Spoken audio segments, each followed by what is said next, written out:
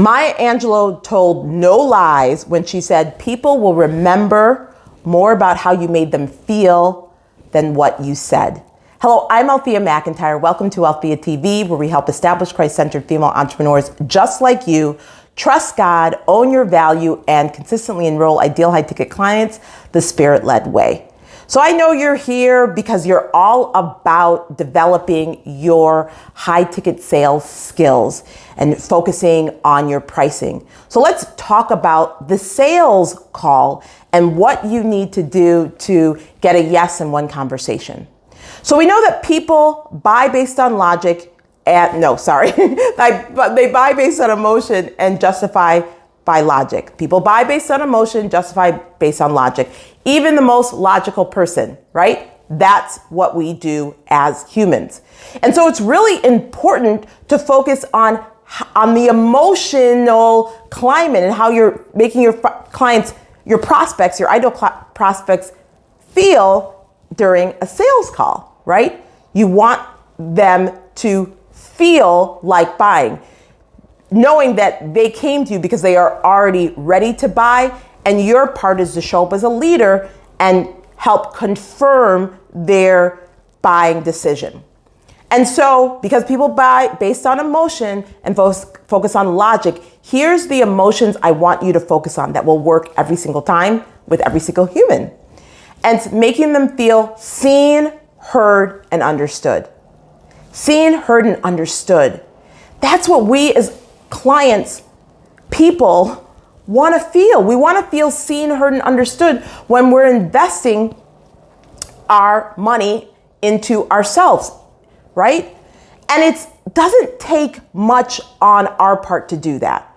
So here's what I want you to do. Here's this really simple tactics, strategies that you can use. But I don't want you to forget that it's more than the tactics, it's also the mindset. But let's get into some really tactics, right? Because I want to help people feel seen, heard, and understood because people buy based on emotion. Number one, spend some time taking advantage of social media. My goodness, we have so much at our fingertips that you can spend 5, 10, 15 minutes getting to know your ideal prospect before the sales call by looking at their social media profiles. A lot of the basic questions that you have that you may not have answered already in the qualifying process, it's there. And so when they come to the call, you can acknowledge what you saw, letting them know like, oh wow, she did her research. Oh Lord, she recognized that even though on my LinkedIn, my name is Joshua, I prefer, because on my website, I prefer to go by Josh. Like that little thing, it's making people feel seen, right? And to differentiate yourself from others, you're going to do what most people refuse to do. So you can spend a few minutes researching. Secondly, be prepared, right?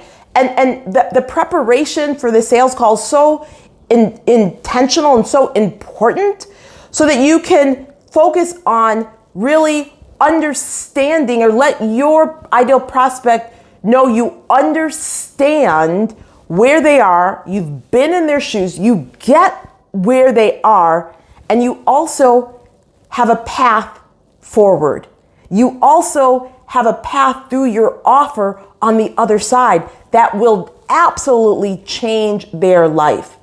Well, when you're prepared, mind, body, and spirit, to be listening on all three levels, you can actually hear what they want to be acknowledged as, that you understand them, that they may not say. Listen, I want you to stick to the end of this video because the video following this, I talk about asking better questions and the questions you should ask. Seen, heard, and understood. Seen, heard, and understood. And the hearing part, right? It all ties together. It's amazing when you acknowledge what your ideal prospect has said and not said on the call. so that you know and they know that you heard them. I don't know about you, but I've been on sales calls where I'm not seen, I'm not heard, and I'm not understood. And it can be very easy as, and this recently happened to me, when I jumped on a Zoom and the seller, didn't have their mute on. So they couldn't figure out what was going on and logged off, logged on. And 7 minutes later, our time had elapsed. Well, I wasn't worried about it because I assumed they were going to sell similar to myself and make up for that time. Well, they didn't. So their schedule had sales calls back to back to back. So 7 minutes being taken, away from technology issues left limited time. And so there was a rush, there was a speed that I felt going on, and the speed was like getting to the pricing versus having me feel seen, heard, and understood. And really understanding where I was coming from, what I wanted to achieve, and how they could help. Right? So there are things that you can do. Like, how can you make people feel like buying? Make them feel seen, heard, and understood. You do that through your content, you do that through your offers, and you absolutely do them through your sales calls. Whether that's in their DM, whether that's via Zoom call, whether that's in an email, whether that's in a webinar. I really want you to focus on that. Helping people feel seen, heard, and understood. And if your focus is not on them and is on you making your quota, guess what? Like Maya Angelou says, they're going to remember how they felt. If they felt rushed, if they felt ignored, if they felt cut off, if they felt that you didn't do basic preparation, they're going to remember that and they're not going to want to buy, right? So let me know in the comments below, what are you going to focus on? The seeing, the hearing, or the understanding part of the emotions of the sales process? I want to continue the conversation.